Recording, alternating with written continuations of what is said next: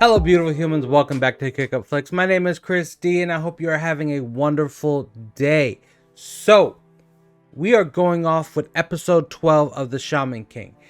And at this point, you see this fight between, after the fight of Lee Prion versus his master, and then they move on from that point. There wasn't too much to that fight.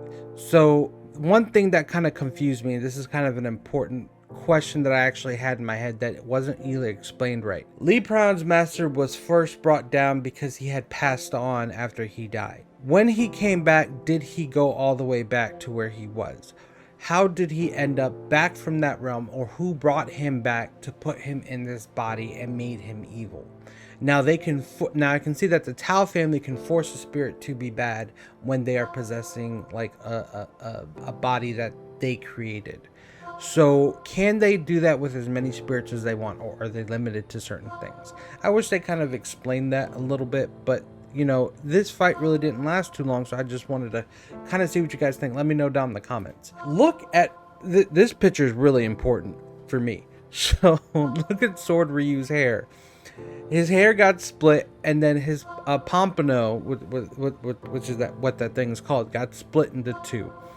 Right after that, it transformed again. As he said, every time my pompano gets cut, it's going to transform.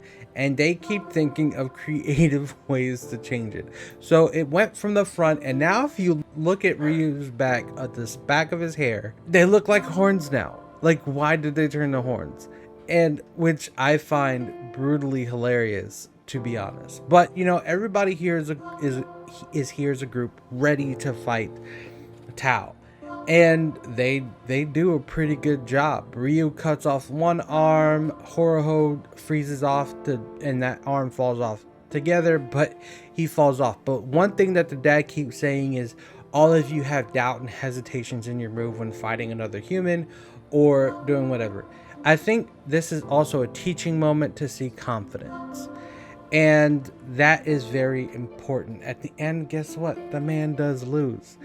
And this is what he looks like. When Ren's father felt doubt, he automatically lost his gigantic figure. But that goes to show you how powerful he was. Not only was he able to keep that humongous size for 10 years, he also never let it down. So his mana is unbelievably amount high. And though he wavered just a split second, he lost his ability to hold that form. But once he regained his thought, which he was saying that he did, why didn't he put the form back up? But my only thought was that he got shook so hard of his son's progression through friendship, or he was in his feels so much because he was tearing up a little bit, which is the reason why he ended up losing the fight completely to Ren and Ren only. And that was a big push and growth for Ren, and I thought that was a really cool thing. I really did enjoy this fight. It was a fight that everyone who was helping, they tried their best, but at the same time not doing that well. And also, you have to get up for Horoho and Sword Ryu for being so new into fighting, doing so good, and Horoho for also coming up with a brand new finishing move, not expending so much mana so that he can continue fighting, which is a really good thing, because I think he learned a very valuable lesson after fighting Yo. Yo still has not shown any more progress other than being stronger in his mana at this point in time, which actually has me kind of worried, because we see everyone else advancing quite rapidly with their skill, but Yo is still at that stand pace where he needs to be forced to push and progress past everyone else. I really wish for him to be the Shaman King, but I just don't know if he can, because the others have some pretty wicked moves, especially Horoho, which he can actually freeze the air and then therefore your body. So it wouldn't take much for him to actually freeze and or break an oversoul himself, which could be very possible if he can just freeze the air. So After the fight, we find out very quickly Ren's grandfather. Ren's grandfather, this man holds a gun. I don't think he cares too much about oversouls right now. He's like, I'm too old for all that, so I'm gonna just pull out a gun anytime I want to. I guess he's an OG. So it is what it is. And it makes me think that, this family, it does really work in the dark, and they do, set people up and kill them. They've killed them over the years.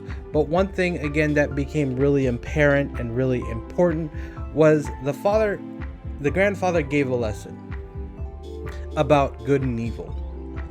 And that was, the mountains during the day are beautiful. So the mountains that they have in the pictures, but at night, the darkness and shadows create fear. So what's the difference between good and evil? Who's to say you are good and who's to say what you are evil? Now, I think killing people is pretty evil. But then you get into the politics of like, okay, maybe it might be situational. No, or an eye for an eye, depending on what culture you're from.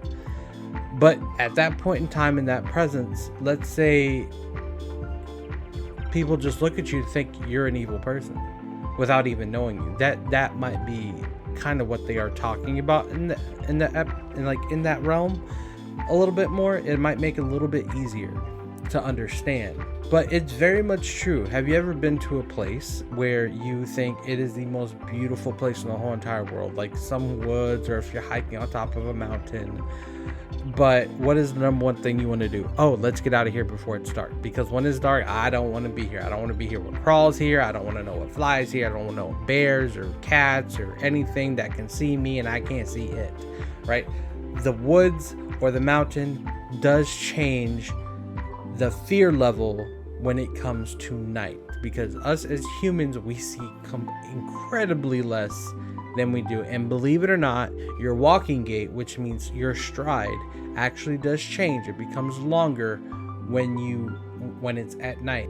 So if you like what you see and you want to see more, hit the subscribe button, hit the like button for the YouTube algorithm. Make sure you share it, because it does also help me out. And why not hit the bell notification for every single time I post something, which I'll post another one for episode 13 tomorrow. And next time, kick up and not down, and I'll see you the next time I post. Peace.